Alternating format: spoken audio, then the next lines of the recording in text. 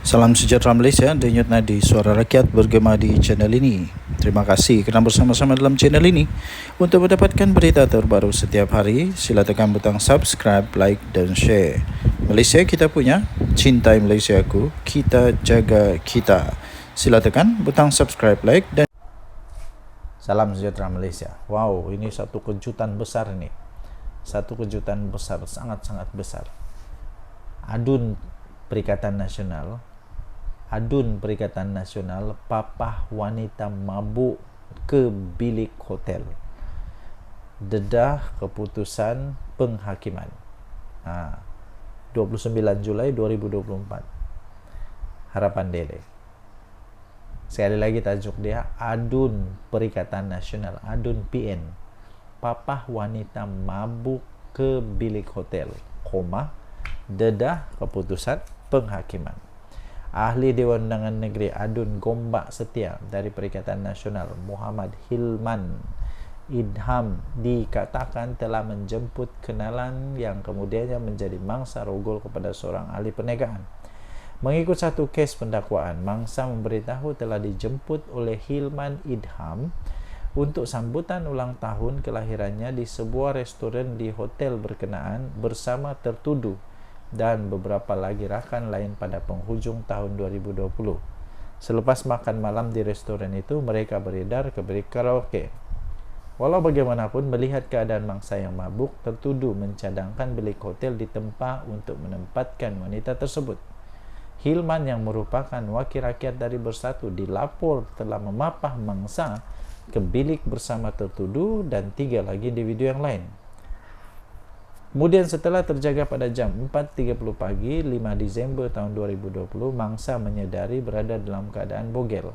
Lalu dia membuat laporan polis berhubung kejadian terbabit.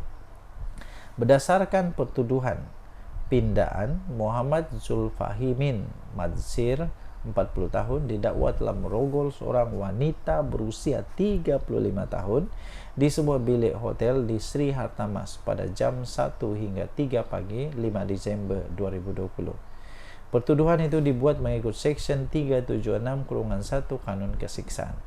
Ekoran itu tertuduh yang juga bapa kepada 3 anak itu telah dijatuhi hukuman penjara sebanyak 13 tahun dengan 2 sebatan oleh Mahkamah Seksyen Kuala Lumpur pada 31 Mei yang lalu.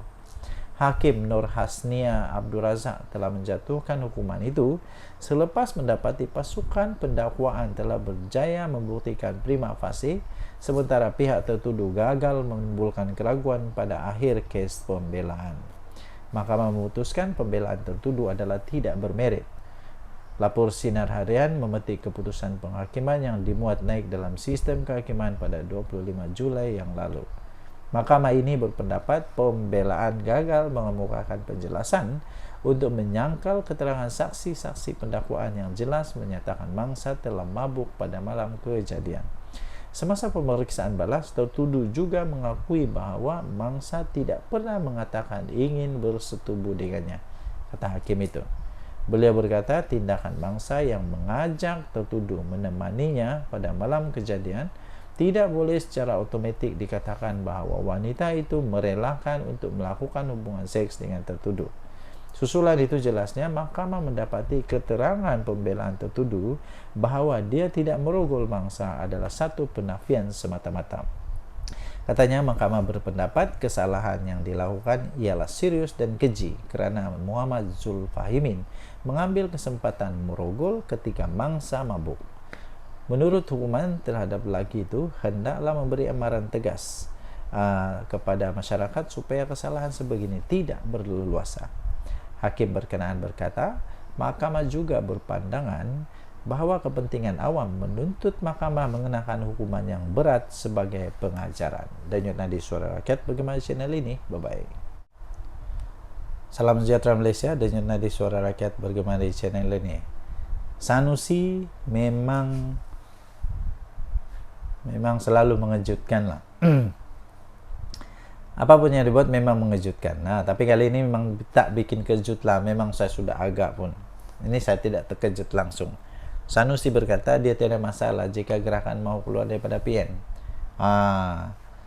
Jadi sebenarnya pada pendapat saya itulah Walaupun Sanusi tidak kata gerakan perlu keluar daripada Perikatan Nasional, tapi mungkin secara tersiratnya bolehlah dikatakan dipersilakan. Kalau gerakan mau keluar, dipersilakan. Saya pikir sepatutnya kalau memang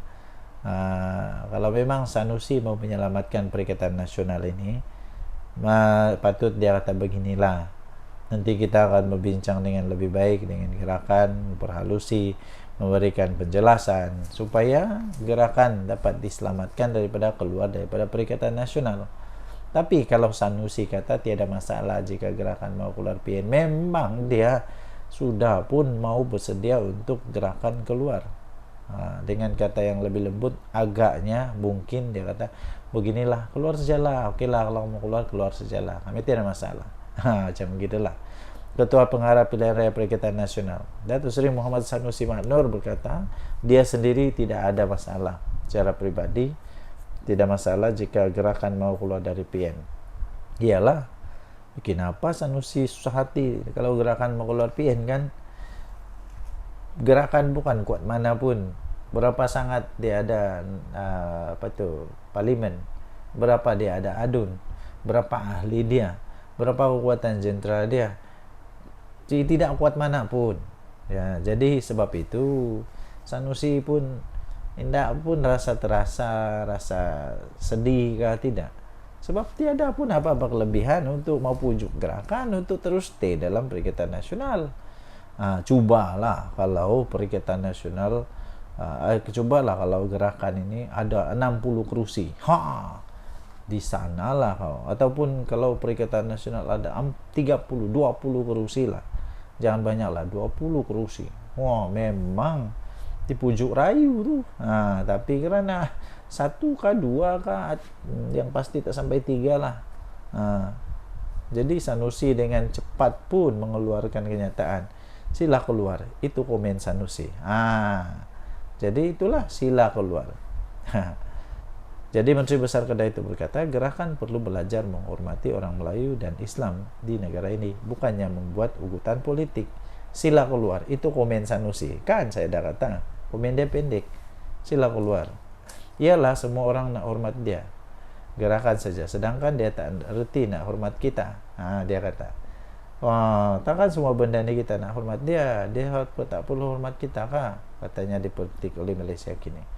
Sanusi juga menambah, teguran agar menghormati orang Melayu dan Islam itu bukan saja ditujukan kepada gerakan, bahkan semua parti yang berasaskan kaum di negara ini. Okey, jadi dia kata, tak payahlah nak ugut orang. Tak payah nak ugut orang lah. Kita pun dah matang, tak payah ugut. Tapi sebaliknya belajar menghormati orang juga. Belajar hormat orang Melayu dan Islam di negara ini, dia kata. Tak perlu ugut-ugut politik. Apa ugut-ugut politik? Politik apa ugut-ugut ni? Politik ugut-ugut ni lama dah tu katanya. Lama dah tu katanya. Okey, jadi keluar sejalah. Gerakan keluar sejalah daripada Perikatan Nasional kalau memang mau keluar. Okey, Sanusi memang tidak ada apa-apa kelebihan, kekurangan kalau sama ada gerakan stay atau tidak. Okey, tinggalkan komen anda. Bye. Salam sejahtera Malaysia. Denyut nadi suara rakyat bergema di channel ini. Okey, tuan-tuan dan puan-puan yang dihormati sekalian, jangan main-main dengan api. Nanti terbakar diri. Jangan cuba-cuba nak jadi hero, nanti sendiri termakan dengan hero. Ramai orang mau jadi hero, cuba dedah ini, dedah itu, dedah dokumen. Tapi hati-hati bila mau dedahkan dokumen yang sulit. Hati-hati, nanti sendiri termakan diri. Nanti sendiri termakan dengan keinginan untuk mau jadi hero, tapi salah, melawan undang-undang. Ini tidak boleh dibiarkan. Jadi akhirnya Ketua Polis Kuala Lumpur memberikan penjelasan, peringatan.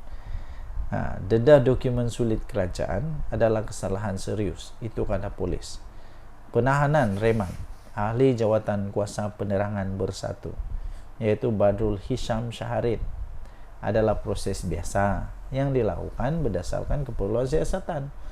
Jangan pula lepas ini kata kena tunggang lah, polis kena tunggang lah. Tidak, memang ini semua begini. Dulu pun salah seorang pemimpin Pakatan Harapan kena dalam kes ini. Siapa dia? Rafizi. Jadi kalau sekarang Cikgu Bat kena, sebab itu biasa terjadi. Jangan pula Muhyiddin tiba-tiba merayan kata itu ini. Muhyiddin tahu sangat, dia tahu betul dengan undang-undang ni, dan saya terasa Cikgu Bat pun tahu dengan undang-undang ni. Ketua Polis Kuala Lumpur Datuk Rusdi Muhammad Isa berkata, kesalahan disyaki dilakukan oleh Badrul Hisham atau dikenali sebagai Cikgu Bat itu adalah satu perkara yang sangat serius di dalam mana? Di bawah Seksyen 8 Akta Rahsia Rasmi tahun 1972. Jadi dia kata ini proses biasa untuk menahan reman. Ada laporan, jadi kesalahan itu kita akan siasat, dia kata. Jadi kesalahan itu benarkan kita buat tangkapan dan ada keperluan kita akan tangkap, bergantung kepada siasatan, katanya. Jadi janganlah risau kalau tidak ada apa-apa salah, nak takut apa? Kalau memang buat salah, terimalah. Saya pikir Cikgu Bat yang dipilih menjadi orang-orang besar di dalam Bersatu, dia bukannya bodoh kah, babal kah, tak palui kah, tidak. Dia bukan palui. Dia tahu konsekuensi bila dia keluarkan benda tu, bila dia kongsikan maklumat tu. Dia tahu kalau itu rahsia kerajaan kah, bukan rahsia kerajaan kah. Jadi sekarang kalau mau jadi hero, teruskanlah jadi hero, tapi jadilah hero yang bijak. Jangan jadi hero yang bodoh pula. Berdasarkan Seksyen 8 Akta Rahsia Kerajaan, kesalahan itu sangat berat. Membabitkan dokumen kerajaan, walaupun cuma salinan, kita nak tengok siapa yang ada dokumen hak milik kerajaan itu. Sebab dia, Cikgu Bat, tidak bekerja di situ. Ini yang bikin pening nih. Cikgu Bat tidak kerja di situ, tapi dia ada itu dokumen. Jadi dari mana dia dapat, macam mana dia boleh dapat? Ini memang mengejutkan. Beliau berkata demikian pada majlis serah terima tugas Ketua Polis Daerah Dang Wangi di Ibu Pejabat Polis IPD Dang Wangi. Okey, jadi anda boleh layari seterusnya di dalam Harian Metro, hmetro.com.my untuk berita ini. Dedah dokumen sulit kerajaan adalah kesalahan serius, kata polis. Kita jumpa lagi. Bye.